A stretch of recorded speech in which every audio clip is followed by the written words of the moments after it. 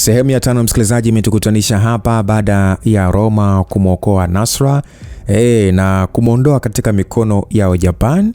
Kwa hiyo sasa kipi ambacho kitaendelea, kwa sababu Nasra ile anakuja kushtuka, alishangaa akiwa hana hata nguo tena, yupo pembeni ya Roma. So alimwangalia Roma huku sasa akionekana ni mwenye kuchanganyikiwa, na kitu cha kwanza kuziba ni sehemu zake za ATM, lakini Roma wala hata kujali. Alikuwa na tabasamu tu akimwangalia mwanadada huyu jinsi ambavyo alikuwa anaona aibu. Kwa hiyo ni yapi atakayoendelea? Langu jina ni Lucas Lumbasi, mtarashaji ni Singano JR. Basi Nasra alikuwa na aibu mno kama mwanamke. Hakuwahi kwanza atakuja kuwa uchi mbele ya Roma. Alishangaa kwa aje, maana hakuwa ni mwenye kukumbuka kabisa. Kumbukumbu zake za mwisho zilimwambia alikuwa ndani ya eneo hili la kuegeshea magari akijiandaa kwenda nyumbani, lakini baada ya hapo hakujua nini kilitokea. So Nasra akauliza kwamba Roma, nini kimetokea? Kwa nini umenivua nguo? Nasra, hebu vaa kwanza hizo nguo, maana unaniweka kwenye wakati mgumu sana. Nasra alichukua nguo zile na kisha alivaa haraka. Hakujali tena macho ya Roma ambayo alikuwa yanamwangalia. Yeye alijiambia hana cha kuficha, kwani mwanaume huyo alikuwa ashaona kila kitu. Nasra akasema, nataka kujua nini kimetokea Roma. Yaani kwa nini kwa hivi na nguo zangu ziko wapi? Hata mimi mwenyewe sijui nini kimekutokea. Nimekukuta tu kwenye gari ukiwa hauna nguo, ndio nikaenda kukununulia hizo ambazo unaziona hapo. Roma alimdanganya, lakini bado Nasra hakuelewa, ila alikumbuka alipopatwa na usingizi ghafla. Nasra aliona hana haja ya kuendelea kuuliza maswali, kwani alimuona Roma kama mtu ambaye hakuwa na maelezo ya ziada kwake kumfanya aelewe. Lakini pia aliona hajatumika, na hilo likawa sasa ni aweni. Basi Roma akasema kwamba huna haja ya kuwa na wasiwasi Nasra, kwa sasa nenda nyumbani.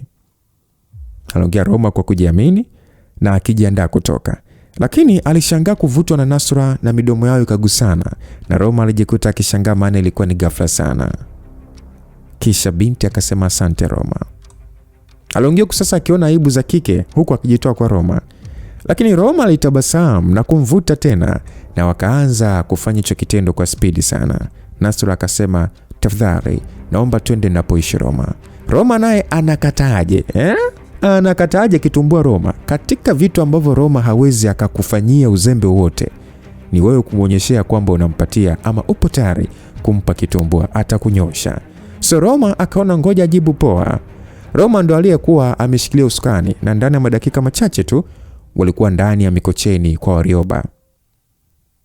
Walikuwa kiingia ndani ya apartment. Roma alisifia mahali anapoishi Nasra, maana palionekana ni pakishua. Baada ya wawili hao sasa kuingia ndani, walizama bafuni, na kilichosikika huko ni miguno tu ya kimahaba. Mwanadada huyu alisema kwamba Roma, miguu haina nguvu, twende kitandani. Aliongea mwanadada huyu, na Roma hakumsemesha zaidi ya kumbeba kwa mtindo wa Nasra kumkumbatia Roma, huku sasa miguu akiwa amepitisha kiunoni na mtwangio wa Roma ukiwa ndani ya kino. Nasra alisema, Roma, tafadhali naomba unioe. Nasra aliona kwamba hapa si wakati wa kupoteza bahati. Hata kama ni kutongoza lazima awe mwanaume, hapana, yule kwa ni zamani. Sasa hivi hata sisi wanawake tunatongoza. Kwa hiyo Nasra alisema kwamba Roma, naomba unioe. Lakini Roma alimwambia kwamba nina mke Nasra, na sina mpango wa kuoa tena. Roma baada ya kuongea hivyo, Nasra alihuzunika. Lakini usijali, mimi naweza kuwa zaidi ya mume kwako kama utanihitaji mrembo. Roma aliongea hivyo huku akaendelea kuminyaminya nyash kama embe vile na kumfanya Nasra tabasamu. Roma alikuwa ashasahau kabisa kurudi nyumbani na wala hakuwa na mpango. Walipika, wakala na kupakua na kupumzika na kupakuana tena, huku Nasra akiwa ni mwenye kupiga magoli mengi mno yasiokuwa na idadi, na alishia kujisemea moyoni kuwa katika siku zote alizofanywa, siku hiyo kafanywa kweli kweli, na hata alivyokuwa anakaa alishindwa kubana miguu. Roma baada ya kuamka asubuhi alimwamsha Nasra, na kisha walipiga cha asubuhi na Roma akaoga na kisha akaondoka. Alipanga arudi nyumbani kwake, maana hakurudi zaidi ya siku 2. Saa 1:30 alikuwa akiingia ndani nyumbani na kupokelewa kwa ukarimu na Biwema, lakini pia akipokelewa na jicho kali sana kutoka kwa Edina.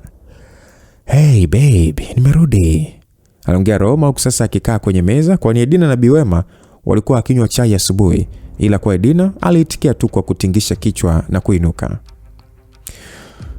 Biwema, naelekea kazini, sijisikia hata kuendelea kunywa chai leo," aliongea Edina, na kisha akaanza kupiga mwendo huku sasa Roma akimwangalia mke wake anavyotokomea nje. Roma aliwaza ya kwamba kwenye wanawake niliowahi kukutana nao, Edina ni kiboko ya makauzu, yani hafanani na urembo wake kabisa. Basi Biwema, licha ya kukasirishwa na kitendo cha Roma kutokurudi nyumbani mfululizo, ila hakuwa na la kusema. Aliwaacha wanandoa na ndoano zao. Edina alionekana hakuwa sawa hata kidogo. Alionekana ni mambo mengi sana aliyokuwa akiyawaza katika kichwa chake. Moja ya vitu ambavyo vilikuwa vikimpa wakati mgumu na dada huyu ni jambo ambalo amepata kulijua baada ya kuangalia kilichokuwa kwenye flash ambalo kwa amekabidhiwa na Mheshimiwa Senga. Na hata msikilizaji, tulipokuwa tumeachana sehemu ya iliyopita, tubaki tunaulizana, je, ile flash aliyopewa Edina ina nini? So alijikuta akiingia kwenye ofisi yake baada ya kusalimiana na sekretari wake na kujibwaga kwenye kiti chake, kusasa akionekana ni mwenye mawazo. Edina aliwaza ya kwamba kwa nini mama hakuniambia haya? Juhudi zake zote za kuiendesha hii kampuni, kumbe yote hayo hayakuwa na maana kwake zaidi ya kisasi alichokuwa nacho moyoni. Kwa nini sasa kanichagua kumsaidia katika kulipiza kisasi chake kupitia hii kampuni? Edina aliwaza mengi sana. Na ilionekana kuna siri kubwa ambayo alikuwa ameipata kwenye ile flash ambayo alikuwa amepewa na Mheshimiwa Senga. Siri ambayo inamfanya kugundua kuwa mama yake ana kisasi juu ya jambo fulani. Lakini pia ilionekana kisasi hicho alishindwa kukitimiza mpaka wakati kifo kinamkuta, na mtu pekee ambaye alikuwa akitakiwa kutimiza kisasi hicho ni yeye. Mara nyingi sana ni ngumu kuona mzazi kumtaka mwanae kumsaidia kulipa kisasi, lakini jambo hilo lilionekana kufanywa na mama yake Edina. Edina akawaza ya kwamba nitajua tu nini kilitokea miaka 25 iliyopita. Kwa maisha aliyoishi mama yangu ya kufanya kazi, kama hakukuwa na kesho, nadhani litakuwa ni jambo kubwa sana iliyotokea, aliwaza Edina. Na alionekana pia kutokujua zaidi ni nini kilitokea miaka 25 iliyopita, kitu ambacho kinamfanya mama yake kuishi, yani kushinacho moyoni kiasi cha kutaka kulipa kisasi, na hata aliposhindwa kumtaka mwanae kumsaidia kulipa kisasi hicho. So wakati mwanadada huyu akiendelea kufikiria, aliingia Monica. Huyu Monica ni sekretari wake na kumtaarifu kuwa kuna mgeni wake, na Edina alimwambia amruhusu. Na alionekana Abubakari Hamadi, CEO, akiingia ndani ya ofisi ya huyu mwanadada. Edina akasema kwamba, Mr. Bakari, karibu. Aliongea Edina akiweka sura ya kikarimu sasa na kutoka kwenye kiti chake na kwenda kuketi kwenye masofa. Abuya alisema asante Edina. Aliongea Abu huku sasa akimwangalia Edina kuanzia miguuni hadi kwenye kichwa. Tufahamu ya kwamba Abu ana mission maalum kwa Edina. Abu aliwaza ya kwamba anazidi kuwa mzuri. Roho inaniuma huyu, yani fala kama Roma ndio anayefaidi huu uzuri. Nadhani hujaja kunikodolea macho Mr. Abubakari, aliongea Edina mara baada ya kumuona jinsi Abu anavyomkodolea macho ya kifisi. Hakika unazidi kuwa mrembo kila siku ninavyokuona Edina. Inaniuma kila siku kuona hutaki kuzielewa hisia zangu. Abu, nadhani unatakiwa kuwa professional. Huu ni muda wa kazi na tunatakiwa kuongelea masuala ya kazi, na istoshe spendi uvuke mpaka. Mimi ni mke wa mtu, na unavyoniambia maneno ni kama kunivunjia heshima na kuniona mimi ni malaya, aliongea Edina huku sasa akionekana ni mwenye kuwa na usirias wa hali ya juu sana, na kumfanya Abu azidi kumchukia Roma moyoni. Abu akasema kwamba nini umekipenda haswa kutoka kwa yule maskini Edina? Abu, kama huna jambo la maana ambalo limekuleta hapa, tafadhali naomba ondoke, nipo kazini. Abu alisha kusema kwamba sorry Edina. Aliongea ila Edina hakujali, na Abu baada ya kumwangalia mrembo huyu alivyokasirika, aliingiza mkono wake kwenye koti na kutoa bahasha na kisha alimkabidhi Edina.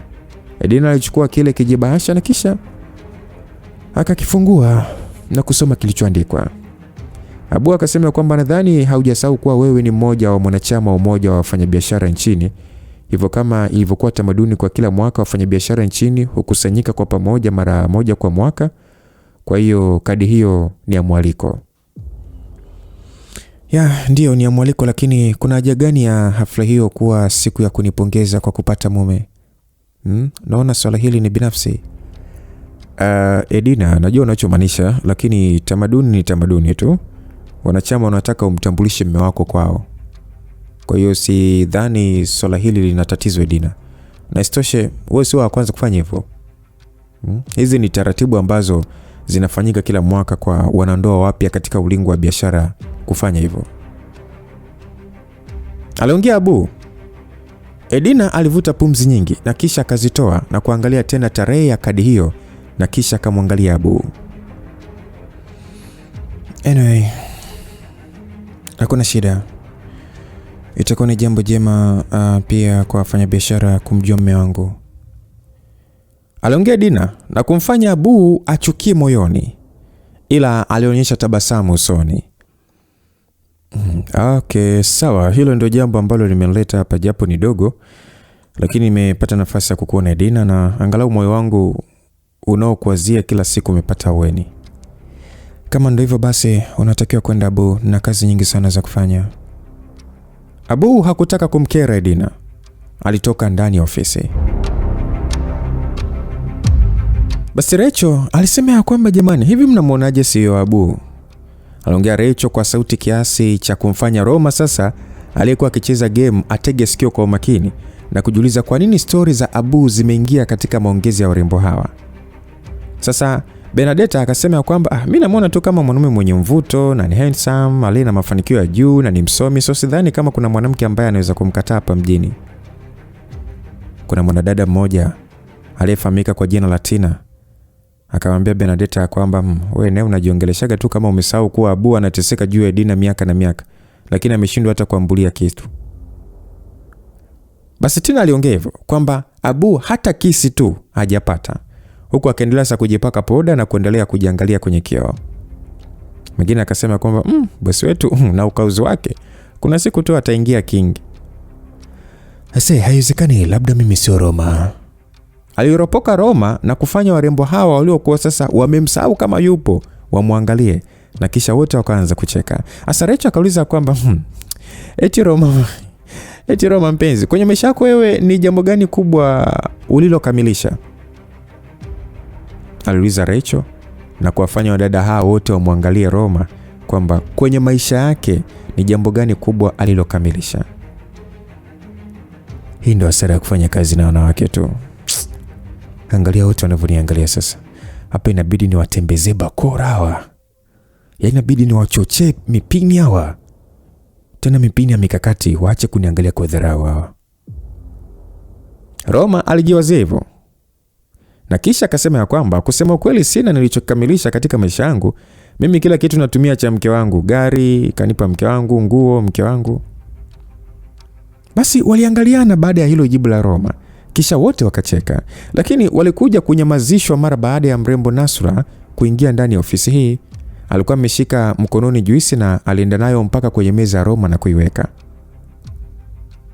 Nasra akasema kwamba Roma, nimekuja, kuna jambo nataka unisaidie. Sina mwingine wa kunisaidia na wewe pekee ndio mwanaume hapa ndani. Wow, sawa. Wewe ni beni jambo gani hilo mrembo? Mimi ni nani hata nisikusaidie mwanamke mzuri kama wewe? Aliongea Roma huku sasa akimkonyeza, na Nasra aliona aibu za kike huku sasa akikumbuka namna ambavyo amekunjwa jana yake, na mpaka wakati huo mbususo wake bado ulikuwa ni wa moto, ulikuwa hujapoa, so mtoto aliona aibu zaidi. Sasa alimwambia kwamba utaona tukifika, ila ni nje hapa. Aliongea mwanadada huyu na Roma akaona itakuwa vyema akinyosha, yani akiweza kunyosha hata mwili kidogo, maana hakuwa na kazi zaidi ya kucheza magame tu. Roma alimkonyeza Recho aliyekuwa akiwashangaa ili hao namna ambavyo wanaongea tofauti na siku zote na kuhisi kuna kitu kinachoendelea. Basi Recho akawaza kwamba nina wasiwasi na Roma. Hivi kweli hajamtia kweli Doris na Nasra huyu? aliwaza Rachel, huku sasa akikumbuka ile skendo ya Waziri Neema Luwazo. Licha ya kuona picha ile iliyokuwa ikifanana na Roma, akili yake ilikataa kata kama mtu yule ni Roma. Na sio yeye tu, hata wafanyakazi wenzake walivyokaa kikao na kujadiliana swala hilo, walifikia maamuzi kwamba yule bwana hakuwa Roma. Maana walikuwa wakimjua vyema Neema alikuwa ni mzuri na wa hadhi ya juu. So yule jamaa hakuwa Roma. Laitu angejua kuwa Roma, alimpindua huyo mwanamke mpaka akaita maji mma. Wasingekuwa na mawazo ya kejeli ya namna hiyo.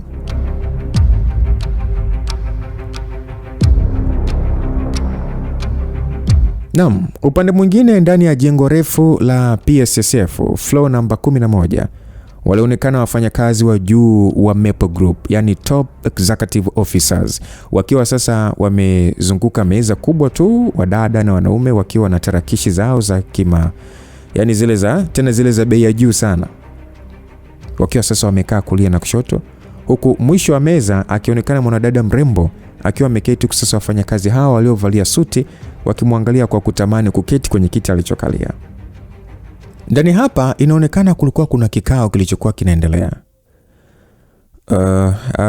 Kwa hiyo kama nilivyokwisha kutangulia kusema kwamba kwa sasa hoteli za kampuni yetu zimezidi kuwa maarufu sana hapa nchini na nje ya nchi kutokana na ubora wa huduma zake.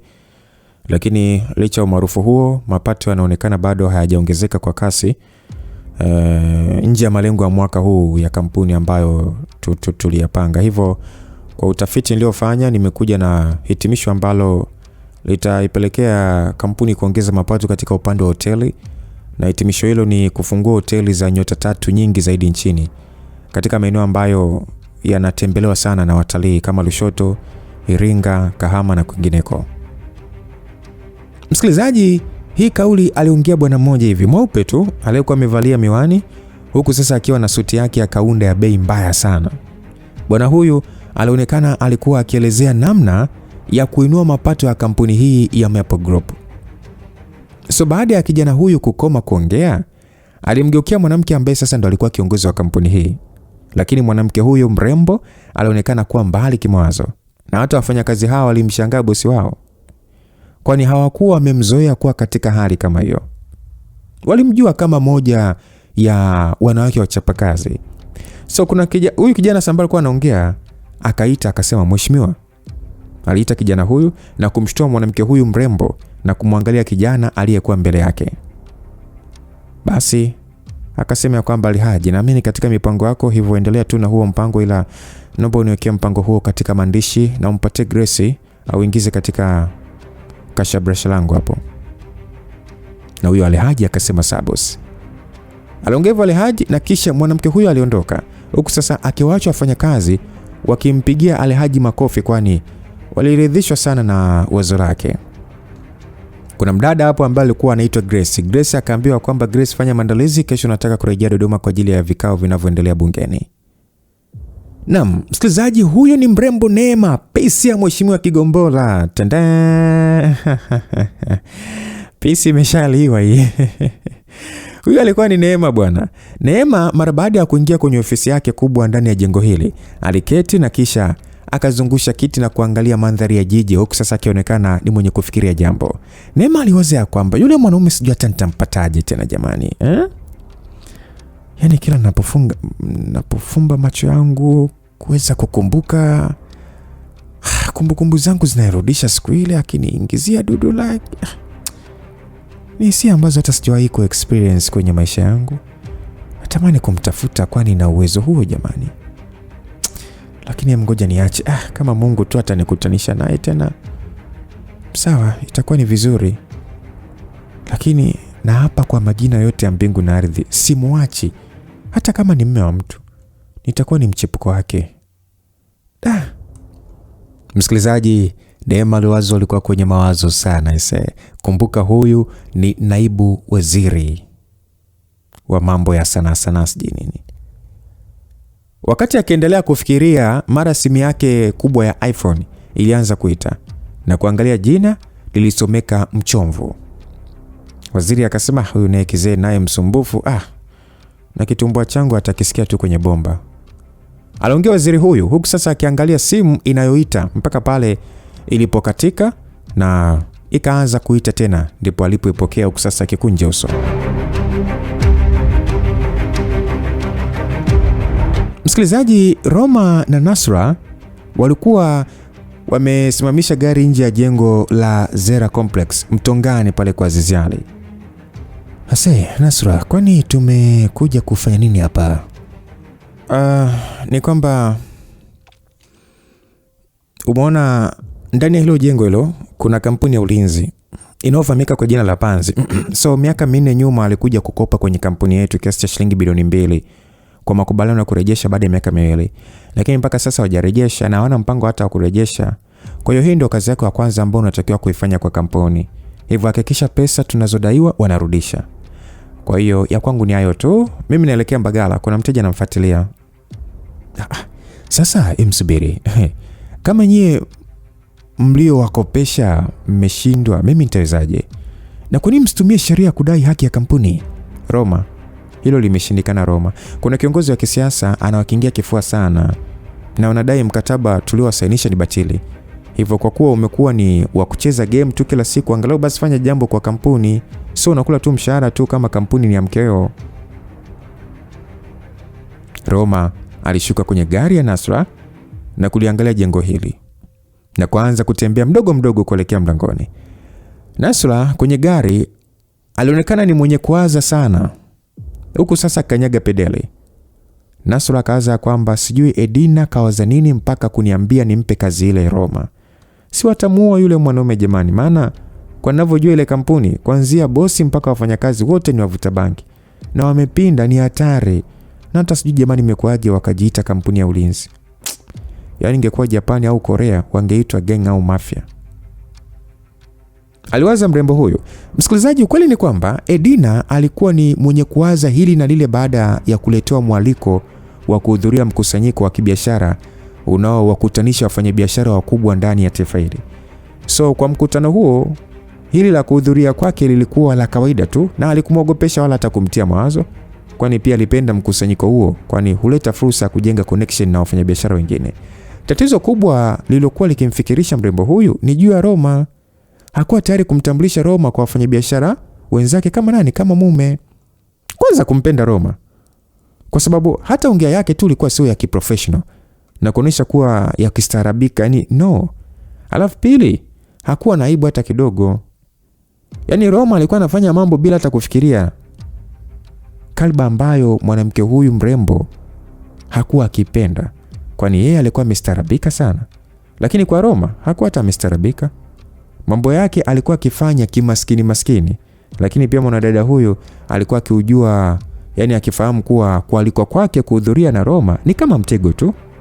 Aliamini Abu kafanya hivyo kwa ajili ya kumkosoa Roma mbele ya wafanyabiashara hawa wakubwa na wenye heshima, ili kumfanya Roma ajione kapuku, lakini pia na yeye kuonekana kuchagua mtu ambaye hakuwa wadhi yake. So hii ni sawa kabisa katika ulimwengu wa kitajiri. Matajiri hupenda kuoana na matajiri wenzao.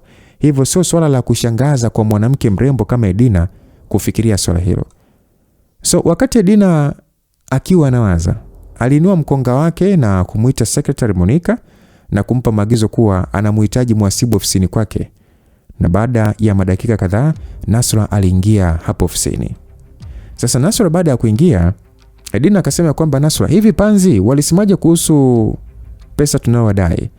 Nasra akasema wanasema hawatarudisha na tukituma mtu kwenda kuwadai atarudi ana vidole. Edina akasema okay, mpatie kazi Roma ifuatilie. Nasra alishangaa.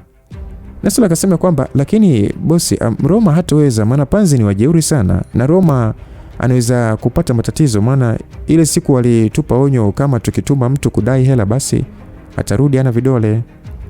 Edina akasema fanya kama nilivyokuambia Nasra, na akifanikisha hilo milioni 100 ni ya kwake. Aliongea Edina na kisha alichukua kitabu chake, kilikuwa ni cha Kiingereza kilichosomeka ya kwamba How to live with a person you dislike, yani kwa tafsiri ya jinsi ya kuishi na mtu usiyempenda. Moja ya paragraph ambazo zilikuwa kwenye hicho kitabu ni kwamba Ukijikuta katika nafasi ambayo huna chaguzi zaidi ya kuishi na mtu usiyempenda, hakikisha unafanya haya. Kwanza kabisa, kuwa na uhakika wa hisia zako za chuki dhidi ya mtu huyo, na andika chini kabisa sababu hizo ambazo zinakufanya umchukie sana huyo mtu. Hii itakusaidia kujiwekea mipaka na huyo mtu. Msikilizaji, ni baadhi tu ya maelezo yaliyokuwa yapo kwenye hicho kitabu ambacho Dina alikuwa anasoma. So upande wa Nasra hakujua kwa nini bosi wake kaamua kumpa kazi hiyo ya hatari Roma. Nasra akaanza kwamba na lile dudu lake jamani lilivyokuwa kubwa, sijui kama hata akirudi litakuwa linafanya kazi. Aliwaza Nasra wakati sasa akiingia hospitali ya Zakem pande za Mbagala.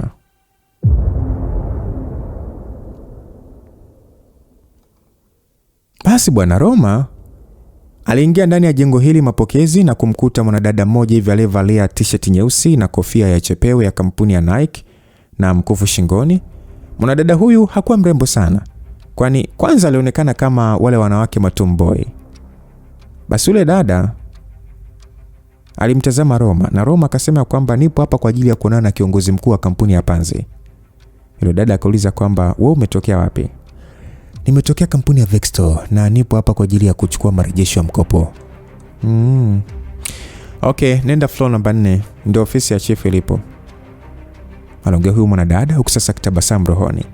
Wakati Roma akielekea juu, mwanadada huyu alipiga simu akasema kwamba chief, leo kaja mwanaume kutoka Vexto. Huyo jamaa sasa chief akajibu ya kwamba mwache aje tumkata hayo makagari. Yule mwanadada alijikuta akicheka, kicheko cha furaha, akionekana kufurahishwa na jambo hilo. So Roma baada ya kufika ndani ya hii ofisi, kwanza alishangazwa na sauti alizokuwa akisikia. Kulikuwa kuna mlio wa vimashine, sio vimashine, yani ni kama mlio wa wadudu fulani hivi. Asa Roma akawaza kwamba ndio maana wakajiita mapanzi hawa. Roma alishangazwa na muonekano wa floor hii. Kwanza kabisa hakukuwa na meza kama meza ambazo ungedhania kuwa humu ndani ni kampuni, bali kulikuwa kuna vitanda vya deka upande wa kulia vitatu, na vyote vikiwa na magodoro ambayo hayakuwa yametandikwa. Chini kulikuwa kuna zulia la rangi ya maua.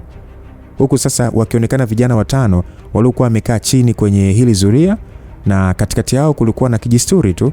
Na kwa haraka Roma aligundua hii sio kampuni kama kampuni. Jina hilo la kampuni walipewa ili kulinda kile kinachofanyika, ila hii sehemu aliweza kujua ni sehemu ya kupimia madawa ya kulevya, kwani kwa kutumia tu pua zake aliweza kuvuta hewa ambayo alikuwa akitambua vyema, harufu ya cocaine. Sasa kuna jamaa mmoja ambaye alikuwa na mwili mkubwa sana uliojaa mazoezi.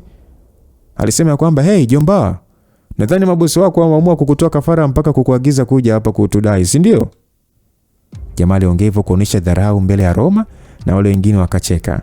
Kwa jamaa mmoja mwingine mwenye midevu akasema kwamba Kino, huyo leo chifu hata mbadilisha jinsia. Hey, sikieni nyoa vuta bangi. Mimi nimekuja hapa kuonana na huyo chifu wenu. Anatakiwa nipatie changu nisepe. Anaongea Roma na kuwafanya wale mabwana wamwangalie kwa ujasiri wake. Lakini walishia kucheka tena. Huku sasa lile jitu lenye miraba 4 likichukua unga kidogo kwenye kucha na kunusa, na alionekana ni kama kujibusti. Ilivyojibusti, steam zilipanda. Ile bwana alionekana kupagawisha sana na madawa yale. Na hapa Roma sasa ndipo alipokuja kugundua kwa nini alikuwa akisikia sauti kama za panzi. Lile jamaa linaloitwa Kino, baada ya kuona sasa ashabusti mwili, alimwangalia Roma na kisha kumsogelea kwa njia ya kumpiga ngumi. Lakini Kino alikuwa ameshapokea bao la uso lilompelekea damu kuanza kumvuja puani. Alijishika puani huku sasa akisikia maumivu ya ajabu sana, na kisha akagusa zile damu kwa mshangao na kuzilamba, huku hasira zikiongezeka maradufu. Wazeke alishangazwa sana kitendo kile Roma alichokifanya kwa Kino. Jamaa baada ya kuona sasa kadhalilishwa na Roma, hasira ziliongezeka na kurusha ngumi kwa pupa, lakini Roma akaudaka ule mkono na kisha akauzungusha kwa nguvu kiasi cha kufanya Kino azunguke kama anachezeshwa rumba na Roma. Na Roma alimpiga bonge moja la teke mgongoni na kwenda kutua kwenye ukuta, huku sasa akitanguliza pua iliyopata majeraha dakika chache zilizopita. Jamaa alitoa tu kelele, kwani katika maisha yake hajawahi kusukumwa na nguvu kama ile na kujigonga. Maumivu yake yalikuwa sio ya kitoto aise. Aliona nyota. Roma kwanza hakumwacha vile vile. Aliendeleza kipigo, na ndani ya dakika chache tu wale vijana wote walikuwa wamepiga magoti kwenye zulia, huku sasa kila mmoja akiwa na maumivu. Kuna waliokuwa akitokwa na damu puani, kuna waliokuwa akitokwa na damu mdomoni, kuna ambaye alikuwa ameshika jicho lake. Sasa Roma akasema kwamba chifu wenu yuko wapi? Aliongea Roma huku sasa akikagua madawa yaliyokuwa kwenye kijisturi na akachukua unga kidogo na kuvuta. Roma akasema, mnavuta mabaki tu. Halafu nimeuliza chifu wenu yuko wapi? Hamnijibu au nianze? Basi jamaa mmoja akasema chifu yuko chumba chake cha mapumziko, ni upande huo, ukinyosha tu uelekea chumba. Roma aliangalia na kuona mlango upande wa kushoto na kufuata, lakini kabla ya kufungua aligeuka nyuma akasema kwamba ole wenu mtu yoyote akimbie, na kisha akafungua na kuingia ndani. Roma aliangalia chumba hiki na kukuta mwanaume mmoja mwenye mwili wa wastani. Huyo jamaa, yani huyo mwanaume alikuwa amemuinamisha mwanamke, mbuzi kagoma kusepa. Kwa hiyo alikuwa anaendelea kuchochea kuni mafigani. Sasa Roma, kwanza mzee huyu akasema kwamba nyewe fala, hebu acheni upumbavu bwana. Kwani huo pupu niliowapatia mtoe hizo nani zenu hautoshi? Aliongea mzee huyu pasipo kugeuka. Alionekana alikuwa akikaribia mshindo na Roma aligundua hilo, kwani alitembea na kupeleka mkono kwa nyuma. Na kushika ukuni, kitendo kilichomfanya bwana yule ashtuke. Jamaa alipiga kelele akasema, wewe unaniua bwana. Alipiga wewe jamaa baada ya Roma kukuminya ule ukuni. Huku sasa bwana huyu akilala chali kwenye kitanda na mwanamke yule ambaye alionekana kuwa mama alishangazwa na kitendo hicho cha ghafla. Asa Roma hakuwa hata na kinyaa, licha ya ukuni wa bwana huyu kuwa na utelezi, lakini aliushika. Baada ya kuona mateso hayo yamemtosha sasa alimwachia. Roma akasema, wewe ondoka. Aliongea Roma sasa akimfukuza yule mwanamke na alichukua nguo zake na kukimbilia nje, huko sasa akiwa yupo empty. Roma baada ya kumwachia chief alianza kukagua chumba hiki kikubwa kilichokuwa na kabati, huko sasa akimpiga mgongo chief. Roma alifungua kabati moja na kutoa macho baada ya kukuta maburunguti ya hela yamepangwa kwenye kabati hili. Chief baada ya kuona Roma amempa kisogo na hakuwa na habari naye, alichukua chupa iliyokuwa kwenye kijimeza cha kitanda na kumsogelea Roma, huku sasa akiwa ni mwenye kujikaza kwa maumivu aliyokuwa akisikia. Ni kama Roma alikuwa anamsubiria tu, kwani ile anamkaribia aligeuka kwa spidi na kumtwanga ngumi ya jicho na kumfanya bwana huyu aone nyota, huku sasa akitoa kelele. Roma aliendelea na ukaguzi wake na kuvuta draw na kuona bastora. Alitoa na kutoa magazini kwa kitendo cha haraka sana na kuona kuna risasi. Barrett 582 ya 1984. Aliongea Roma akikoki kwa haraka na kisha akamgeukia chief na kumnyoshea, na bwana yule alimwangalia kwa jicho moja tu na kuanza kutetemeka. Unadaiwa kiasi gani na Vexto? Tulikopa bilioni 1 ila tulitakiwa kurudisha bilioni 2. Sasa kwa nini mjarudisha mpaka sasa hivi? Aliongea Roma huku sasa akiwa amekalia kiti na bwana huyu akiwa amepiga magoti akimwangalia Roma kwa woga. Bwana huyu akasema kwamba bosi alitupa maagizo tusirudishe. Roma akauliza, bosi wenu ni nani? Jamaa alionekana kuwa na wasiwasi sana kutaja jina la bosi, na Roma alilijua hilo. Aliingiza kidole kwenye trigger na jamaa akasema, tafadhali usiniue, naongea. Roma akasema, ongea sasa. Bosi wetu ni Hasani. Acha upuzi, mimi nitamjuaje Hasani sasa? Hebu ongea basi vizuri nikuelewe. Hasani nani? Nataka maelezo ambayo atanifanya nimjue haraka haraka. Ni kiongozi mpya wa kundi la Black Mamba. Aliongea huyo bwana, na hapa ndipo alipomkumbuka Karim aliyemuua siku 2 nyuma. Okay, sasa hapo nimekupata, lakini hujamalizia. Huyu Hasani yukoje na kwa nini aliwazuia kutokulipa hela za kampuni mlizokopa? Mimi sikupewa maagizo mengine zaidi tu kuambiwa nisirudishe. Hapa ndani mna kiasi gani cha pesa? Jamaa alibakia kimya na Roma akanyanyuka kumsogelea na jamaa akajibu, zipo milioni 400. Na kwenye akaunti kuna ngapi? Jamaa kimya na Roma sasa alizunguka kwa nyuma yake na kuingiza mkono upande wa kushoto wa makagali na kumfanya bwana huyo atoe yowe la kutosha. Jamaa akajibu ya kwamba kuna bilioni 2. Roma alitabasamu na kisha alimwambia bwana huyu sasa anyanyuke na waelekee kwenye ofisi yake. Baada ya kutoka, Roma aliwakuta watu wake wakiwa sasa wamekaa vile vile na kuona yes, dozi iliwaingia. Roma alitabasamu baada ya kuona sasa kifaa kama simu hivi cha kufanyia miamala cha Equity Bank. Roma akasema kwamba tuma pesa zote kwenye akaunti. Utatuma kwenye akaunti ambazo nakutajia sasa hivi. Aliongea sasa akimwonyeshea chief kwa ishara akae kwenye kiti chake cha ofisi, na bwana huyu alitamani kufanya jambo hilo, ila sasa alikuwa anaogopa. Jamaa akasema kwamba bosi ataniua nikifanya kama unavyotaka. Endelea kufikiria ujinga wako tu. Nitakuua mimi mwenyewe hapa, sina utani ujue. Anyway, labda unaona kama nafanya utani, ngoja nikuonyeshe kama niko serious.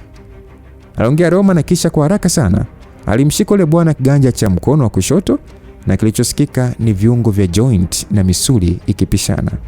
Chifu alitoa ukelele wa aina yake kiasi kwamba hata vijana wake wa kazi nje walisikia na kuzidi kumwogopa Roma. Chifu hakuwa na jinsi, hakutaka kuvunjwa kiganja kingine cha mikono, na alitia haraka sana na kufanya kama alivyoelekezwa, na ndani ya dakika chache tu aliweza kutuma hicho kiasi. Alituma kiasi cha bilioni 1,600 kwenye akaunti ya Vexto. Baada ya zoezi hilo kuisha, Roma sasa alimwamuru kijana mmoja hivi aliyekuwa na nafuu kidogo na kumwambia aweke hela zote zilizokuwa kwenye kabati kwenye begi, na ndani ya dakika chache akawa sasa ashakamilisha kazi yake. Ila bado hakuwa ameridhika.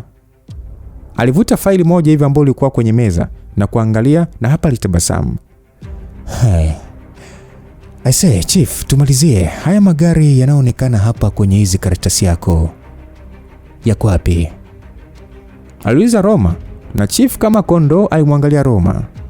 Kisha akasema kwamba yapo kwenye basement chini. Aliongea na Roma akatabasamu, kisha akasema ongoza njia. Roma alitoka kwenye hiyo ofisi na kisha akafunga mlango kwa nje na ufunguo akiwafungia wale wengine, na kisha wakazama kwenye lifti yeye pamoja na chief. Ndani ya dakika tu walikuwa eneo la chini kabisa ya jengo hili, na kwa mtu wa kawaida usingejua kuwa chini kuna basement tena kubwa kabisa. Jambo hili pia lilimshangaza Roma. Aliona sehemu ambavyo ilikuwa kama maabara, na alijua kwa vyovyote vile hapo ni sehemu ya kutengenezea madawa. So wakati akiendelea kumfatisha chief aliyekuwa kwenye hali mbaya sana, maumivu ya kiganja cha mkono wake pamoja na jicho, alisikia sauti ya mguno alipokuwa akipita kwenye chumba kilichokuwa kikionekana kufungwa na mlango wa chuma. Hisia za Roma hapo zikamwambia kuwa hapo ndani kuna mtu. Humo ndani kuna nini? Hebu fungua. Aliongea Roma, na chifu alisogelea chumba hicho na kukifungua kwa funguo iliyokuwa ipo upande wa kulia kwenye kiboksi, na hapa ndipo Roma alipatwa na mshangao baada ya kumwona mtu aliyekuwa hapo ndani akiwa hatamaniki kwa majeraha. Alimsogelea mtu huyu aliyefungwa kwa kamba akining'inia, huku sasa mwanga mdogo ukiwa unamulika. Alimuinua kichwa chake kwa mikono yake, na hapa ndipo aliposhangaa. Juma, aliongea Roma kwa mshangao, na akajiuliza inakuaje Juma akawa yupo mahali hapa. Alimwangalia chief na kuonekana alikuwa akitaka maelezo. Nini kimetokea? Kwa nini uko hapa? Na hapo ndipo alipopewa mkasa wote, na alikuja kugundua kumbe Juma alikuwa akihusika na kutekwa kwa Najma. Alikasirika mno na alitamani kumpiga tena Juma, lakini kwa hali ya nusu hai aliyokuwa nayo Juma aliona ngoja aache tu. Juma alijichanganya sana kufanya kazi na Karimu. Aliongea Roma huku sasa akimkumbuka Najma. Alijiuliza mwanadada huyo atakuwa kwenye hali gani, lakini pia alijiuliza kama atakuja kujua kuwa Juma anahusika na kutekwa kwake, je, ingekuwaje? So Roma baada ya kumaliza kumwangalia Juma alimwambia chifu amuonyeshe magari yalipo, na hapa chief sasa hakugoma, maana ashakuwa mtumwa kwa Roma, na alifungua geti moja kwa remote, na hapa ndipo alipoona ndinga nyingi sana zikiwa ndani ya hile eneo. Zilikuwa ni gari ambazo baada ya kuzihesabu haraka zilikuwa 10, na zote zikiwa za kifahari na zikuwa hata na plate number. Roma aliangalia gari hizo na kisha akavutiwa na gari moja aina ya Audi Q7 toleo la 2021. Bosi wako akija mwambie nimechukua hii gari na kitaka malipo anifate. Aliongea Roma huku sasa akimpa maelekezo chief atoe funguo. Na funguo za magari yote alikuwa nazo mkononi kabla ya kushuka huku chini. So dakika chache baadaye Roma alitoka nje ya jengo hili la Zera akiwa sasa na begi la hela pamoja na Juma aliyempakia nyuma ambaye hakuwa hata kijitambua. Roma alipanga kumpeleka Juma hospitali ya Mgagala Zakem. Watu waliokuwa barabarani walishangaa ndinga inayochanja mbuga, tena ikiwa haina hata plate number. Kuna kijana mmoja aliyekuwa akiuza matikiti alisikika akisema kwamba kuna watu wana magari na kuna watu wana usafiri. Roma ile anafika tu Mission, sehemu ambayo kulikuwa kuna mgawanyiko wa barabara iliyokuwa inaelekea Kijichi. Alipigwa mkono na trafiki wa kike na Roma hakutaka kuleta ubisha wa hii. Trafiki ule ni kama sura yake ilikuwa inakuja hivi na kupotea. Lakini ile anakaribia ndipo Roma alipomtambua. Alikuwa ni afande Mage bwana. Alikuwa ni Mage, mwanamke aliyemletea shida siku kadhaa nyuma na alikuwa kazini. Mzuri kama kawaida lakini kauzu kama anafanya kazi monchwari. Mwanamke ule aligonga kio na Roma alishusha na kumwangalia mwanamke huyu kwa tabasamu. Mage alimwangalia Roma na moyo wake ukalipukwa na furaha. Mage akawaza kwamba yes, huyu choko nimemkamata tena. Gari haina plate number na anaendesha anavyotaka. Leo hachomoki. Labda mimi sio Mage. Aliwaza hivyo Mage huku akimwangalia Roma kwa hasira. Kiufupi Mage alikuwa ni mwingi wa hasira.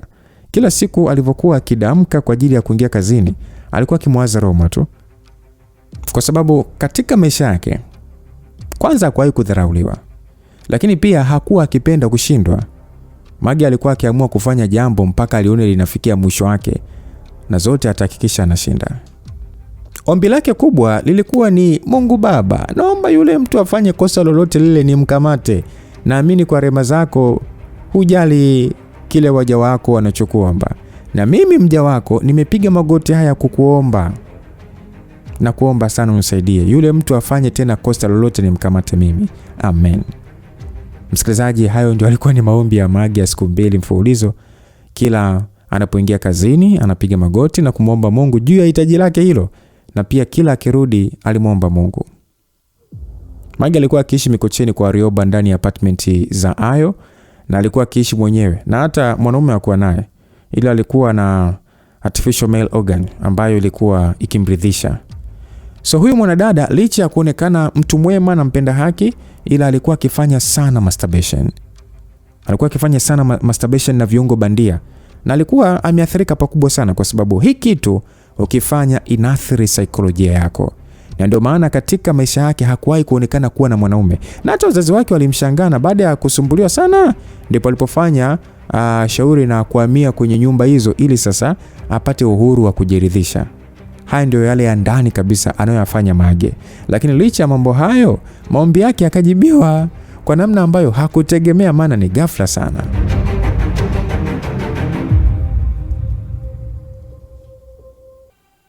Naam, mrembo Edina kama kawaida alikuwa akipiga kazi kama vile hakuwa na pesa. Kumbe mwanadada huyu alikuwa tajiri mwenye pesa ile mbaya, kiasi kwamba hata aamue kulala tu mpaka akizeeka hela zake aziishi. Leo licha ya kuonekana kuwa na mengi ambayo alikuwa akiyafikiria, lakini bado mawazo hayo hayakumsababishia kutokuendelea majukumu yake ya kazi. Alionekana kuwa na karatasi aliyokuwa akisoma kwa makini mkubwa, kiasi kwamba kuna baadhi ya vitu alikuwa akivizungushia kwa wino, na ilionekana hakutaka kabisa kupitwa hata na nukta iliyokuwa kwenye karatasi hiyo. So baada ya kusoma kwa muda kama nusu saa hivi, aliinua mkonga wake wa simu na kupiga, na kisha akasema, Doris, nje ofisini kwangu. Aliongea Dina na kushusha mkonga wa simu hii ya mezani, na ndani ya dakika chache tu Doris aliingia ndani ya ofisi hii akiwa mrembo kama kawaida. Huku leo hii akiwa sasa amepigilia suti na miwani ya kimchongo tu na kumfanya zidi kupendeza. Doris, natarajia kuingia dili nono na kampuni ya Makuza ya Kijapani. Na leo hii nimepokea mkataba wa kibiashara kutoka kwao juu ya utengenezaji wa malighafi mpya. Na ni dili nono sana, kwa hiyo sifikiria hata mara moja kulikataa.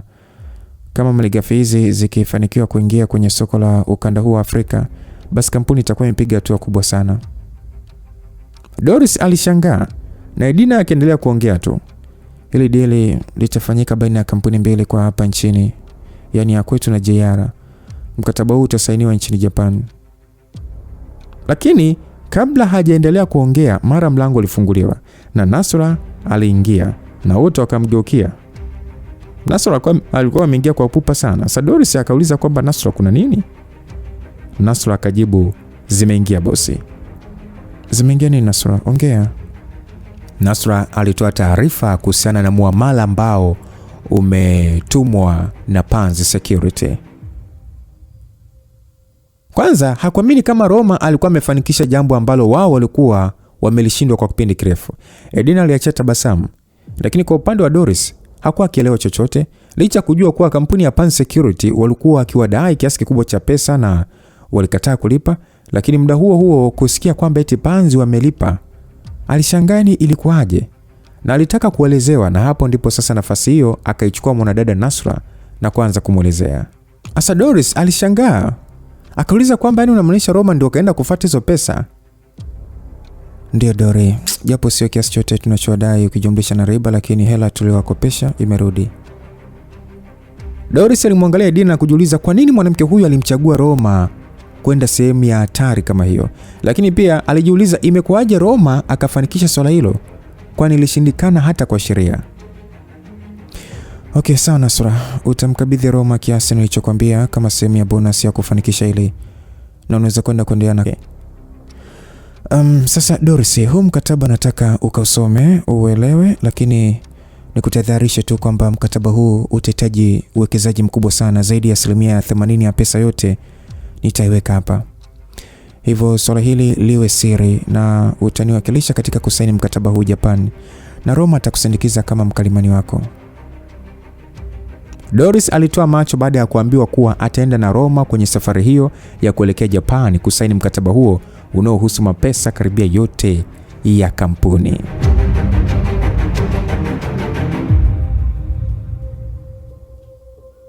Ni ndani ya makao makuu ya nchi, pembezoni kidogo ndani ya jiji hili, mtaa mmoja hivi uliokuwa ukifahamika kwa jina la Magufuli, sehemu ambayo majumba mengi yaliokuwa yakionekana ndani ya hili eneo kuwa ya kifahari. Katika moja jumba moja walionekana watu wakiwa wanaingia na kutoka, na sio watu tu, hata magari mbalimbali yalikuwa yakiingia ndani hapa na kutoka, na karibia magari yote yalionekana kuwa ya kifahari. Ndani ya uzio wa jumba hili kulionekana kukiwa na maturubai yaliyokuwa yamepangwa kwa ustadi, kukiwa na viti vingi vilivyokaliwa na watu ambao walikuwa na mavazi meusi wakiwa na nyuso za huzuni. Jumba hili bwana lilikuwa ni kubwa mno, na lilionyesha mtu anayemiliki hili jumba alikuwa na pesa nyingi sana. Sasa sauti ilisikika ikisema ya kwamba pole sana Meya kwa kuondokewa na kijana wako. Msikilizaji, mwenye hii sauti alikuwa ni mkuu wa mkoa wa Dodoma akimpa Meya pole kwa kuondokewa na kijana wake wa pekee. Na mzee huyo akasema, asante sana Temba, inaniuma sana kwa kumpoteza kijana kama Karim, alikuwa ndio mrithi wangu. Mzee huyu bwana yeye alionekana kuwa kwenye majonzi makubwa. Wageni mbalimbali walifika ndani ya hili jumba kwa ajili ya kutoa salamu za rambirambi za msiba. Mzee Bakari ambaye ni meya wa hili jiji la Dodoma alionekana kupendwa sana, kwani watu waliokuwa hapa ndani hawakuwa wachache. Pole zilikuwa nyingi sana, na mzee huyu pamoja na mke wake na watoto wao wa kike walionekana kuzipokea kwa moyo mkunjufu kabisa. So baada ya dakika kadhaa kupita, aliingia ndani ya hili eneo Abubakari ambaye ni CEO wa JR, na alionekana na yeye alikuwa mahali hapo kwa ajili ya kutoa salamu za rambirambi. Meya baada sasa ya kumuona Abu alijikuta akipatwa na hali fulani hivi ya tumaini kwenye uso wake. Alisalimiana na Abu na kupokea pole kutoka kwa kijana huyo. Abu akauliza kwamba vipi, washafika? Meya akajibu ya kwamba ndio, wapo wote ndani hapa. Abu akasema okay, ni vyema tukianza hili swala kabla tujaelekea makaburini kumpumzisha kijana, maana taratibu za Kiislamu za kuzika ni tofauti na za Kikristo. Kwa hiyo hatutakiwi kuchelewesha mwili wa marehemu. Aliongea Abu, na mzee huyu alitingisha kichwa na kisha aligeuka na kuangalia upande wa kushoto na kumuona kijana mweusi hivi mrefu hivi. Alikuwa amevalia suti na alionekana kuwa na mindevu mingi tu kama mtalibani hivi. Ila alikuwa amependeza, maana zilikuwa ziking'aa, sio kama zile za watalibani. Sasa bwana huyu yeye alikuwa ni kwanza, baada ya kumuona meya anamwangalia, alisogea mpaka alipo. Mzee akasema kwamba asante, tuma ujumbe kwa mabodyguard na tukutane ndani ya dakika 5 ofisini kwangu. Aliongea mzee huyu na Hasani akaondoka. Baada ya dakika chache, mashewa alianza kusoma swala ya kuombea mwili wa marehemu, lakini ndani ya eneo hili meya hakuonekana. ila hawakujali kwani waliendelea tu na shughuli hiyo. Upande mwingine ndani ya jumba hili, ndani ya chumba kikubwa, walionekana watu 6, wote wanaume, wakiwa wamezunguka meza kubwa sana. Watu hao wenye sura ambazo zilionekana kuwa na ukwasi mkubwa uliokuwa nyuma yao, maana siku zote umaskini haujifichi, lakini pia utajiri vile vile haujifichi. Na mabwana hao walionekana kabisa hali ya pesa katika maisha yao haikuwa ni ya kujificha. Watu hao bwana walikuwa wakifahamika kwa majina yao, kwani wote walikuwa na nafasi nyeti serikalini. Kuna waliokuwa ni wabunge na mawaziri, kuna waliokuwa ni wakuu wa mkoa, na kuna ambao waliokuwa wafanya biashara, akiwemo Abubakar Yamadi. Basi mkuu fulani hivi wa mkoa alisema kwamba hili jambo limeturudisha sana kuona kijana mchapakazi kama Karim kufa kifo cha kikatili namna ile. Basi waziri wa wizara fulani akajibu ya kwamba ni kweli kabisa, na tupo mahali hapa kwa ajili ya kujadiliana tunafanya vipi ili sasa kuhakikisha tunapoza machungu yetu kwa kulipiza kisasi. Sasa mbunge wa jimbo fulani naye akasema kwamba Karimu alikuwa ndio nguvu ya Black Mamba. Mimi nimeumia sana na nipo tayari kufanya lolote. Basi meya akasema kwamba nimewasikia vema waheshimiwa, na mimi niseme pia nipo na zaidi ya uchungu, lakini pia sio mimi tu mwenyewe, pamoja na nyie wote hapa, na Thedoni pia ameguswa na swala hili sana na yupo tayari kwa kuunga mkono mpango wote tutakaopanga juu ya kulipiza kisasi. Basi baada ya meya kusema hivyo, kuna mfanyakazi fulani hivi wa ikulu alisema kwamba nadhani uweke tu mpango wote wazi kwa sasa ili tuone kama unafaa au haufai, na kama unafaa una mapungufu gani na ni michango gani tunatakiwa kufanya katika kukamilisha huo mpango. Aliongea mfanyakazi fulani hivi kutoka ikulu, na meya alimwangalia Abu aweke mpango mezani. Mpango ulikuwa ni kuhusu ya makuza. Ulikuwa ni kuhusu ya makuza pamoja na kusanyiko la wafanyabiashara. Kwa hiyo msikilizaji, unaweza kurejea sasa ile kadi ya mwaliko ya Dina Basi baada ya kuweka mpango mezani kwamba ni kuhusu ya makuza nini, akaulizwa kwamba unahisi Dina hatogundua lolote juu ya hili? Aliuliza mkuu wa mkoa fulani hivi. Sasa Abu akasema kwamba hawezi gundua. Huu mpango umesukwa na ukasukika, na tutapiga ndege moja kwa jiwe moja tu. Tutachukua kampuni na tutamuua Roma na kulipiza kisasi. Aliongea Abu, na mabwana hao wote waliridhishwa na maelezo hayo na kubariki mpango huo kwa 100%. Japo bado tujajua mpango wenyewe kabisa ulivyo A to Z, lakini usijali msikilizaji, tunazidi kusonga mbele zaidi. Sasa Roma aliona ana bahati mbaya sana na Mage, kwani kila mara wanavyokuwa wanakutana inakuwa sio kwa heri bali ni kwa shari. Mage akasema naomba ushuke kwenye gari haraka sana, shuka. Aliamrisha afande Mage kwa hasira. Huku sasa baadhi ya watu waliokuwa karibu na hili eneo wakishangaa. Na kilichokuwa kikiwashangaza kwanza kabisa ni gari alilokuwa akiendesha Roma. Walikuwa kijiuliza inakuaje mtu anaendesha gari kama hii alafu sasa anafanya makosa na kusimamishwa na polisi. Basi Mage akawa anaendelea kumsisitiza Roma ashuke. Roma naye akasema kwamba nipo na mgonjwa, siwezi kushuka mpaka nimfikishe hospitali. Kwa unajifanya ni mjuaji sana, si ndio? Hebu shuka kwenye gari. Aliongea tena, na Roma alimwangalia Mage na kisha akafunga kioo, jambo ambalo lilimkasirisha zaidi Mage.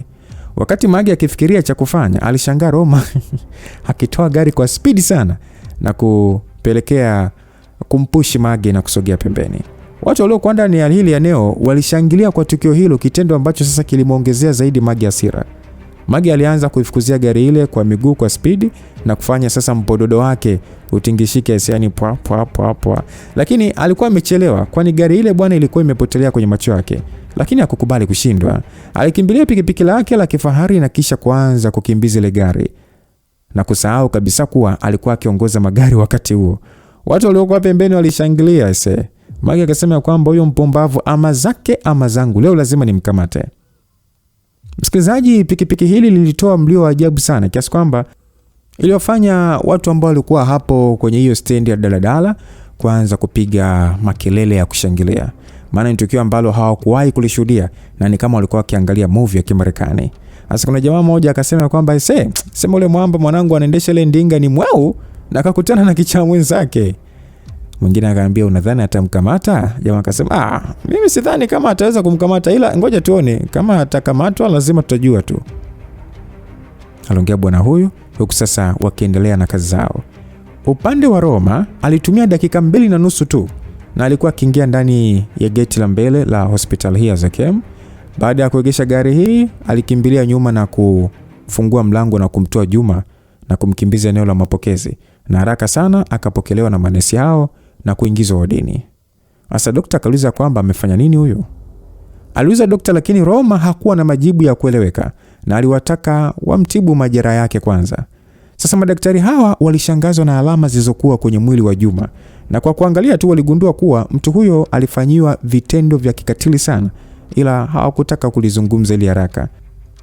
Wao walichofanya ni kuanza tu kumwekea Juma drip ya maji wakichanganya na dextrose ili sasa kumuongezea nguvu, kwani alionekana kuwa mnyonge sana.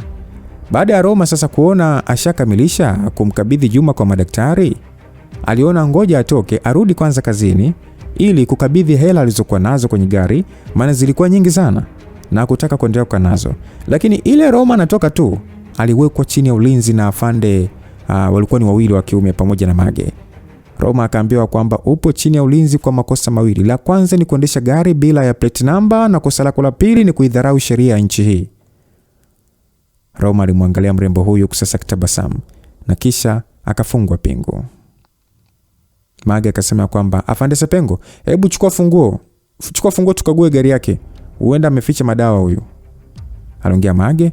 Na Sepengo alifanya kama alivyoambiwa na alichukua funguo na kufungua mlango wa ndinga hii. Sepengo baada ya kufungua mlango kwanza alianza kunusanusa gari hii kama vile mbwa. Sepengo akasema kudadadek, hii gari inanukia vizuri hii. Humu hata ufanyie uzinzi au dhambi yoyote malaika wanaweza wakakukingia kifua mbele ya Mungu, aliwaza Sepengo. Na huyu afande alikuwa akifanana na jina lake.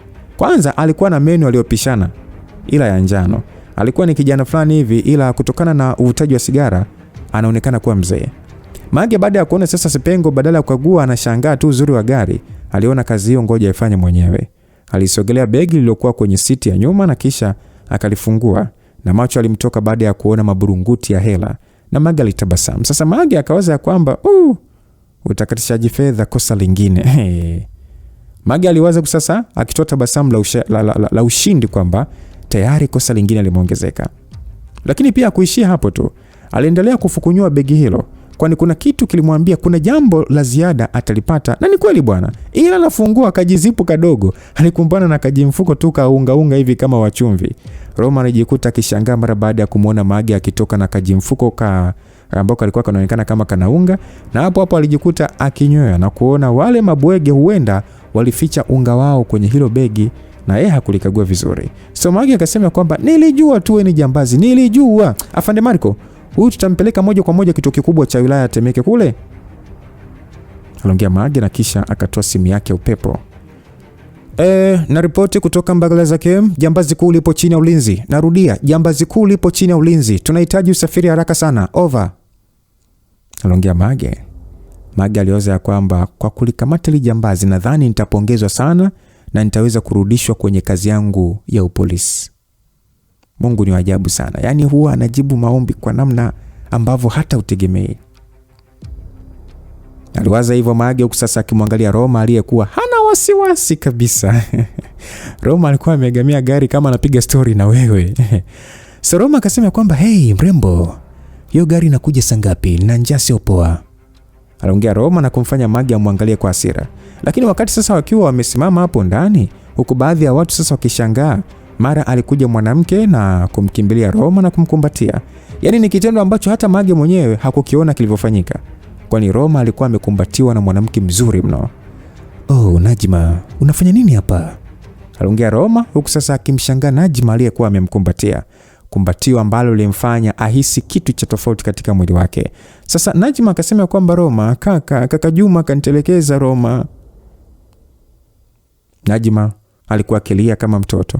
Alionekana ni mwenye huzuni kweli kweli. Unajua nini? Baada ya Juma kumfikisha Najma hospitalini na yeye kuondoka siku 2 nyuma, baada ya vipimo kutoka, Najma aligundulika kuwa na malaria kali, kiasi kwamba ilibidi sasa alazwe kwa ajili ya kupata dawa kali za malaria. Sasa baada ya masaa 8 ya dozi ya kwanza kuisha, alipatwa na uweni kiasi. hali ambayo sasa ilimpelekea kuinuka na kukaa kitako ndani ya wodi hii ya wanawake. Sasa muda nao ulizidi kusonga na Najma alijikuta akilala tena na kuja kushtuliwa na Mama Debora ambaye alikuja kumtembelea. Tukumbukeni ya kwamba Mama Debora ndo alikabidhiwa Najma na kisha Juma yeye ndo akawa ameondoka. So Mama Debora ndo alikuja kumtembelea akiwa sasa mbeba chakula na hakuwa peke yake. Alikuwa na mpangaji aliyemleta hospitalini aliyekuwa akifahamika kwa jina la Mama Bedo. Basi Mama Bedo akasema kwamba Najma, Juma alikuja. Nimejaribu kumpigia simu lakini hakuwa akipatikana. Aliongea Mama Bedo baada ya kupeana salamu za pole kwa mgonjwa na Mama Debora. Basi Najma akasema kwamba hajaja lakini labda atakuwa tu kazini kwake. Mama Bedo akasema hata kama ndio azime simu jamani, mpaka tunamtafuta tunashindwa kumpata kwa ajili ya kupewa taarifa za mgonjwa jamani. Sasa kukitokea shida nani sasa wa kuambiwa Alafu pia aliondoka kabla hata vipimo vyako havijatoka. Basi aliongevu Mama Bedo sasa akionekana ni kama kusikitishwa sana na matendo ya Juma aliyofanya. Walijaribu kujipa sababu ambazo huenda Juma anazo, ndio maana hakuwa ameonekana mpaka muda huo. Kwa hiyo Mama Debo akaona ngoja tuende nyumbani na kurudi tena kumletea Najma chakula, lakini bado hakumuona. Sasa Najma akaanza kwamba hivi kweli kaka Juma anaweza kubanwa na kazi kiasi cha kutokuja kunitembelea mdogo wake jamani mpaka muda huu? Aliwaza Najma, huku sasa akiwa ni mwenye kusikitishwa na matendo ya kaka yake. Mwanadada huyu hakuwa akijua kuwa kaka yake alikuwa ametekwa, na alichokuwa akijua ni kwamba kaka yake alikuwa akithamini mambo yake kuliko yeye, na ndio maana alionekana ni mwenye kulalamika. So siku ya kwanza ilipita huku Najma akiendelea na matibabu na kuanza kupata nafuu, lakini bado mwanadada huyu hakuweza kumuona kaka yake, jambo ambalo lizidi kumsononesha na kuona kaka yake hakuwa akimjali. Aliumia sana moyoni licha ya Mama Debora kumwambia kuwa kaka yake hakurudi nyumbani kabisa kwa Najma. Bado aliona kaka yake alikuwa busy na kazi na wala hakukuwa na jambo ambalo lilikuwa likimweka busy kiasi cha kutokufika hospitalini kumtembelea. Ile hali ya Najma kutokumuona kaka yake ilianza kuibua jina lingine katika akili yake, na jina hilo halikuwa la mtu mwingine bali la mwanaume aliyekuwa anampenda kwa mapenzi ya dhati kabisa. Najma alijiwazia akasema kwamba Roma ndio mtu pekee anayenijali, amekuja kuniokoa bila woga wote, lakini kaka yangu kuja tu kunisalimia ameshindwa. Sasa ndo najua nani ananijali kati ya kaka yangu na Roma. Najma aliwaza hivyo huku sasa akisahau miaka yote iliyopita nyuma walivyoishi na kaka yake, na alichokuwa akiwaza muda huo ni kwamba Roma ndiye anemjali na kaka yake hakuwa akimjali. Najma akajiwazia, lakini Roma hafanani na nilivyokuwa nikimfahamu, lakini hapana, yote yale yaliyotokea ni kwa sababu yangu tu. Ananipenda sana na ndio maana alionekana hata kuweza kuua. Ni hasira tu zile. Roma sio muuaji. Roma hawezi kuua watu bwana, sio muuaji yule. Roma sio mkatili. Yote tu ameyafanya kutokana na hasira. Atakuwa ananipenda sana. Hayo ndo mawazo aliyokuwa nayo Najma siku ya pili yake baada ya kulazwa muda wa asubuhi. Yale mapenzi ambayo alidhania yalipotea katika moyo wake baada ya kumshuhudia Roma akiwa kikatili yairudi upya tena awamu hii. Na awamu hii alionekana kuwa na nguvu kubwa sana kiasi kwamba mwanadada huyu alitamani kumuona tena Roma. Alikuwa ni mwenye wasiwasi sana, kwani alikuwa akikumbuka mara ya mwisho Roma alimwacha kituo cha polisi. Roho ya Najma haikutulia tena. Alikuwa na mawazo mchanganyiko, mazuri na mabaya kwa wakati mmoja, lakini mawazo yaliyokuwa na nguvu kwa wakati huo ni yaliyokuwa mazuri juu ya Roma. Alitamani sana kujua ni hali gani anayo Roma. Wakati akiendelea kuwaza, alikumbuka simu yake, lakini baada ya kukumbuka hakuwa akifahamu ni mahali gani ameiacha baada ya kutekwa na wale watekaji. Alizidi kusononeka. Basi daktari alimwambia kwamba binti, hali yako sasa imetengemaa na dozi yako ya kwanza imekamilika na kwa sasa utatumia dawa za kumeza, hivyo haina haja ya kubakia hapo hospitalini. Wewe utaendelea nazo tu ukiwa nyumbani, lakini kama ukijisikia hali yoyote mbaya unaweza kurudi. Aliongea dokta wa raundi ya asubuhi na kumfanya Najma sasa apatwe na furaha, kwani alikuwa amechoka kukaa ndani ya hii wodi, kwani harufu yake haikuwa ikimfurahisha hata kidogo. Baada ya Najma kupewa taarifa hiyo, hakuwa na haraka ya kuondoka, lakini pia hakuwa amelipia gharama za matibabu mpaka wakati huo na hakuwa na hela ya kutosha. Baada ya kukaa kwa takriban saa akiwa na mawazo ya Roma pamoja na namna ya kumaliza matibabu, hatimaye alikuja Mama Bedo. Sasa Najma akasema kwamba Mama Bedo, nisharuhusiwa tayari, bado kulipia tu gharama za matibabu nirudi nyumbani, lakini hela niliyokuwa nayo haitoshi na kaka Juma haonekani mpaka leo hii. Aliongea Najma, na mama Bedo alimhurumia, lakini pia alimlaani Juma kwa kutokuonekana. Alimwangalia mwanamdada huyu mrembo mwenye haiba ya utoto. Alionekana kuwaza jambo na ghafla wazo lilimuingia kwenye kichwa chake. Kwanza Najma akauliza kwamba mama Bedo, umekuja na simu? Mama Bedo akasema ndio, hii hapa Najma. Tena ina salio, unataka kumpigia nani? Najma akasema nataka kumpigia rafiki yangu mmoja hivi. Aliongea sasa akichukua simu kwenye mikono ya mama Bedo kwa ajili ya kupiga. Basi sauti upande wa pili ilisikika ikisema kwamba hello.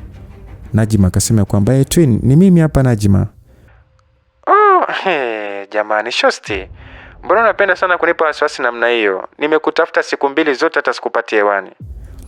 Yaani rafiki yangu ni story ndefu pacha, na ndio maana sasa nakupigia na simu nyingine. Nipo hospitalini nimelazwa. Vipi unaweza kuja kuniona sasa hivi? Nina shida mpenzi. Ngoja nisubiri Najma. Muda si mrefu nitakuwa nimeshafika hapo, usijali sawa Ilisikika sauti upande wa pili, ilionekana kuwa na wasiwasi. Sasa Najma alivuta pumzi mara baada ya kufanya mawasiliano hayo na kurudisha simu kwa mama Bedo. Ndani ya masaa mawili alionekana mwanamke mrembo sana akiingia ndani ya hospitali hii na gari zuri sana aina ya BMW M4 ya pinki na kufanya watu wamkodolee macho, kwani alikuwa ni mrembo haswa. Na wanaume waliokuwa ndani ya eneo hili waliambizana ya kwamba sema kuna wanaume wanakojolea pazuri Ndani ya wodi ya wanawake aliingia mrembo huyu sasa akitembea kwa madaa kabisa na kusababisha harufu yake ya perfume kali ya bei ya juu isambae ndani ya eneo hili. Mwanadada huyu alitembea na baada ya kumuona mtu anemtafuta alikimbia na kwenda kumkumbatia sasa akianza kulia, na waliambizana mawili matatu pale huku sasa wakilia hawa rembo.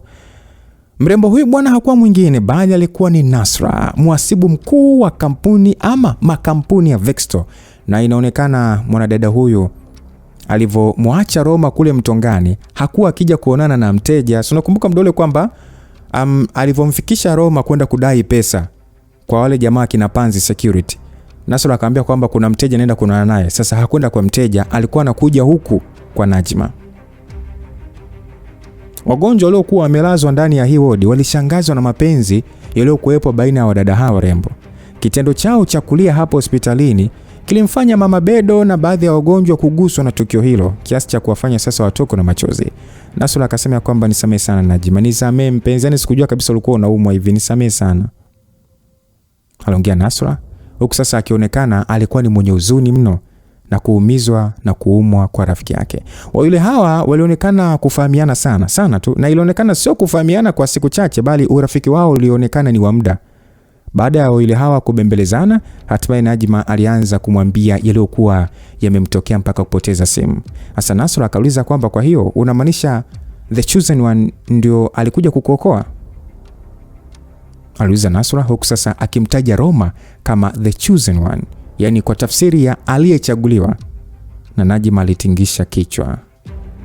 Nasra akasema kwamba how romantic jamani, natamani na mimi nitokee twin. Najma akasema muangalie tu, yani unavyofikiriaga ujinga. Sasa nilikuwa nikiogopa ujue, muone tu hivyo.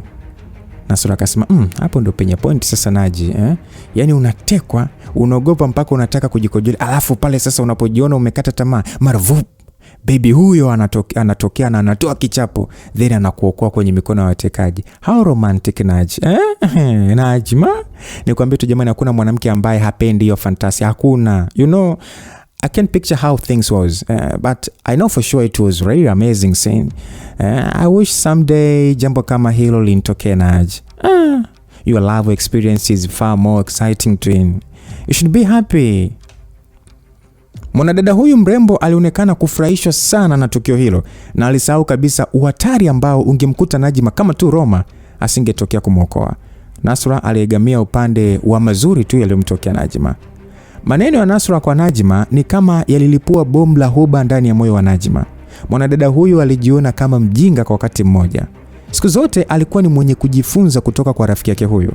Alichojilaumu ni pale kuegamia upande wa mambo ya kutisha yaliyotokea katika tukio lile na kuacha yale mambo mazuri, maana ni kweli Roma alihatarisha maisha yake kwake. Basi Nasra akasema ya kwamba Trini, I have always been one to tell you to focus only to good things that happen around you. Listen my friend, I know you are frightened at the moment but the ending was good. Hivi ungewezaje kujua ni kiasi gani the chosen anakupenda? Hiyo tu ni mpango wa Mungu na be happy. Maneno ya Nasra aliyokuwa anaongea yalionekana kumuingia vizuri sana. Na alijikuta akianza kumwaza Roma tena na kuona ule uuaji wa Roma ni swaga na sasa zilikuwa zinausuza moyo wake. Wawili hawa walipiga stories hapa na pale mpaka pale Nasra alipopigiwa simu kurudi kazini haraka kwamba kuna dharura inayomhitaji, na kwa kuwa alimuona Najma alikuwa amepona, wasiwasi wake ulipungua. Kwa hiyo alilipia gharama zote na kisha akaaga huku sasa akimwambia asiwe na wasiwasi, kakake anamjali na asimfikiri vibaya. Basi Najma akawaza ya kwamba kila siku ninapopata shida inayosumbua akili yangu, nikionana na Nasra tu huwa napata kitu kipya na wasiwasi wote unaisha. Nasra kabarikiwa kweli kwa kuwa na uwezo mkubwa sana wa kuiongoza akili yake. Yaani tokea utoto wetu nilipokutana na Nasra, yaani nimekuwa ni mtu wa furaha sana kuwa na rafiki kama yeye. Aliwaza hivyo Najma, ambaye hajawahi kuwa na mpenzi kwenye maisha yake zaidi ya kuwa na Roma ambaye alikuwa akimzingua. So Najma hakuwa amemuelezea rafiki yake kama Roma alikuwa ameoa na ana mwanamke ambaye alikuwa amepotezana naye kwa miaka mingi nyuma. Lakini mwanadada huyu licha Roma kuwa na mwanamke mwingine, lakini bado hakuwa ni mwenye kuacha kumpenda Roma.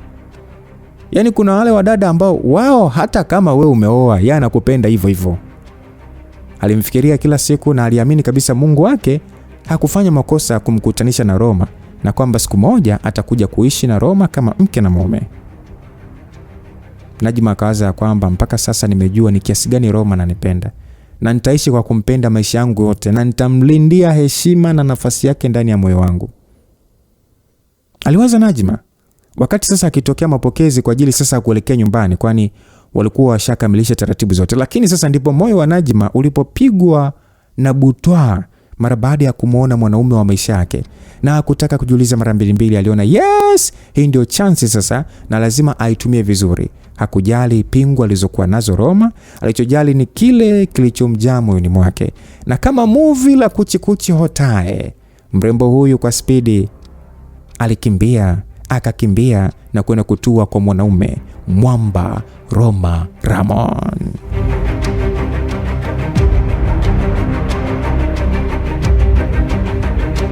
Mage kwanza kabisa alishangazwa na urembo wa Najma kiasi kwamba alijiuliza huyu jambazi kapata pisi kama hiyo kwenye maisha yake, yani kwa namna ipi yani? Lakini hakukuwa na majibu sahihi yaliyopatikana katika halmashauri ya kichwa chake. Hey Najma, usilie tena, umesikia kaka yako alipatwa na matatizo tu, ila kwa sasa yupo kalazwa, anapatiwa matibabu. Mimi naenda na hawa polisi, kuna jambo la kuweka sawa. Hakikisha kaka yako anapatiwa matibabu sawa Aliongea Roma kama mwanaume, na mwanadada huyo aliyekuwa ametokewa na machozi kutingisha kichwa kukubaliana naye, lakini licha ya kumuelewa alionekana hakuwa tayari kumwachia Roma. Mage akasema kwamba eti kuna jambo la kuweka sawa. Yaani huna aibu kabisa unamwongopea mwanamke mrembo kama huyo. Wewe mwambie kwamba unaenda jela na atafute bwana mwingine. Aliongea Mage kwa kibei na kumfanya Najma amwangalie mwanadada huyo kwa hasira. Najma akasema kwamba wewe dada wa kitrafiki, mimi namjua Roma sio jambazi, na hao maneno yote unayoongea hayakai kwenye maisha ya Roma. Aliongea Najma na kumfanya Roma amwangalie mwanamke huyu na kutabasamu. Sasa Mage akasema kwamba hilo itajulikana tu mrembo. Umesikia ushahidi tulionao. Hakuna mengi ya kuzungumza na nitahakikisha ili jambazi hairudi mtaani kwa rubuni watoto wa kike kama wewe.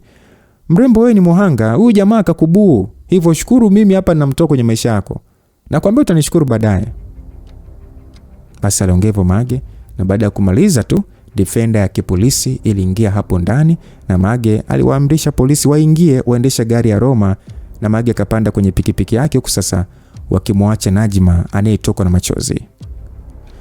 Najma, nitarudi baadaye sawa Usiwe na wasiwasi. Hakikisha tu kaka yako anapatiwa matibabu. Aliongea Roma na kufanya sasa watu waliokuwa eneo hili la hospitali washangazwe na Roma. Maana maneno yake yalikuwa na nguvu sana kwenye mioyo ya watu hawa. Ni baada ya lisali moja tokea Roma aingizwe ndani ya kituo kikubwa cha polisi wilaya ya Temeke, alionekana mwanamke mmoja hivi mrembo sana, maarufu sana hapa nchini, akiingia akiwa ameshikilia mkoba wake. Huyu mwanadada alikuwa ni mrembo sio kawaida, ila licha ya urembo wake wote hakuwa akimfikia mrembo wa Dina. Mwanadada huyu hakuwa mwingine bali alifahamika kwa jina la Nadia Alfonso, lakini nchini na duniani wengi walikuwa wakimuita kwa jina la Goddess of Law. Umaarufu wa jina hili mwanamke huyu hakupewa tu, ila yote hayo ni kutokana na heshima aliyojijengea katika ulingo wa kutafasiri sheria. Usomi wa mwanadada huyu pamoja na kipaji chake kilichangia pakubwa sana heshima aliyokuwa nayo. Nadia Alfonso ni mwanasheria aliyemaliza masomo yake ndani ya chuo kikuu cha Harvard, kuanzia degree yake ya kwanza mpaka ngazi ya juu kabisa ya PhD. Unaweza kujiuliza inakuwaje mwanamke mdogo kama huyu kuwa na mafanikio makubwa kama hayo? Lakini yote hayo ni kutokana na juhudi binafsi za mwanadada huyu tokea alipokuwa mdogo. Lakini pia ukijumlisha na uwezo mkubwa wa akili Mungu aliyombariki nao, umaarufu wake unakuja mara baada ya kusimamia kesi ya rais mstaafu wa Korea Kusini, kesi ambayo ilikuwa ni gumzo sana duniani, kesi ambayo ilikuwa ikimtuhumu rais huyo kwa ufisadi. Lakini kwa uwezo mkubwa wa Nadia, rais huyo alipata haki yake na dunia ikatambua kuwa rais huyo sio kama walivyomdhania, kwani alisafisha jina lake. Lakini kufanikiwa huko kunazua gumzo baada ya rais huyo kutoa hotuba shukrani mbele ya waandishi wa habari na kumshukuru Nadia Alfonso kama mwanasheria mkuu aliyesimama kidete katika kufanikisha kwake kupata haki yake kisheria, lakini pia kusafishika kwa kile alichokiita kusingiziwa kesi ya ufisadi. Kuanzia siku hiyo ndipo jina la Nadia liliposambaa duniani. Umahiri wake uliotukuka aliuonesha katika kesi hiyo. Kuanzia kukusanya ushahidi ulimpatia heshima kubwa sana. Umaarufu ulimfanya mwanadada huyu kutafutwa na watu wengi maarufu duniani kwa ajili ya kusimamia kesi zao. Hayo ni machache tu kuhusu Nadia aka Goddess of Law. Sasa polisi waliokuwa wakimjua mwanadada huyu ambaye alikuwa akipewa heshima kubwa na taifa kwa kuwa Mtanzania wa kwanza kung'ara katika fani ya sheria, walihaha. Walikuwa wakijiuliza imekuwaje mwanasheria huyu akaja kwenye kituo chao, na sio hao tu. Hata Magi aliyekuwa yupo kituoni hapo kuhakikisha kwamba Roma hachomoki alibaki akiwa ameshangaa, amebung'aa tu. Kwanza kabisa Nadia kwake alikuwa ni role model. Kwani katika maisha yake Magi alikuwa akipenda sana sheria na alipigania sana ndoto yake hiyo kuja kuwa mwanasheria, huku sasa nguvu kubwa ya kimsukumo ikitoka kwa Nadia ambaye watu wengi katika sheria walimuita chain breaker, yani mkata minyororo, au kwa tafsiri ya haraka ni kwamba ni mtu ambaye ameshinda vizuizi vyote yeye kama mwanamke na kudhihirishia ulimwengu kama mshindi. Sasa wewe jaribu kuanza tu mtu ambaye ulimuhusudu kwenye maisha yako na akatokea mbele yako ghafla tu. Basi hiyo ndio namna ambavyo Mage alishtuka na hakuwa akiamini kwamba mtu aliyekuwa mbele yake alikuwa ni Goddess of Law, mwanamke aliyekuwa akimpenda na kumpenda zaidi ya neno lenyewe. Kwanza Mage machozi yalianza kumtoka. Alikumbuka miaka kadhaa nyuma alivyokuwa akipambania kusoma sheria, lakini kutokana na kile alichokiita mwenyewe uwezo wake mdogo kiakili, alikuwa akifeli kila mara na kumpelekea sasa ukata tamaa na kuachana na sheria na kujiunga na jeshi la polisi, huku akiamini kwamba polisi na wanasheria wanafanana kwa vitu vingi. Aliamini licha ya kufeli kwa mwanasheria, kwa polisi na penyewe sio mbaya sana. Kwa hiyo yuko mle kwenye ndoto zake.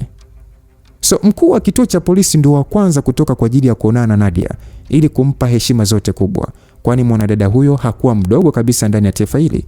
Lakini licha hivyo, polisi wengine wote walijipanga mstari kwa ajili ya kutoa heshima kwa Goddess of Law. Basi mkuu wa kituo akasema kwamba karibu sana mheshimiwa, tuna furaha na ni furaha kwangu kufahamiana na mrembo kama wewe na mtu mkubwa sana duniani. Karibu kituoni kwetu. Nadia akasema asante sana, lakini sijaja hapa kimatembezi. Nipo hapa kama mwanasheria na na mteja wangu hapa. Baada ya Nadia kuongea hivyo kwamba na mteja wake, polisi walibaki kushangaa. Anachozungumza Nadia. Kwanza hapo polisi hakukuwa na mtuhumiwa mwenye hadhi ya juu kama anavyoongea mwanadada huyu. Kwani kwanza hakuwa na taarifa ya mtu wa hadhi aliyeshikiliwa na kituo chake zaidi ya vikapuku tu waliowafunga. Sasa mkuu wa kituo akasema kwamba mheshimiwa, labda utakuwa umekosea. Hapa hatuna mtu tuliyemshikilia ambaye naweza nikasema ni wa hadhi wa kuhudumiwa na wewe kisheria. Tunao tu watu wa kawaida tu. Nadia alitabasamu.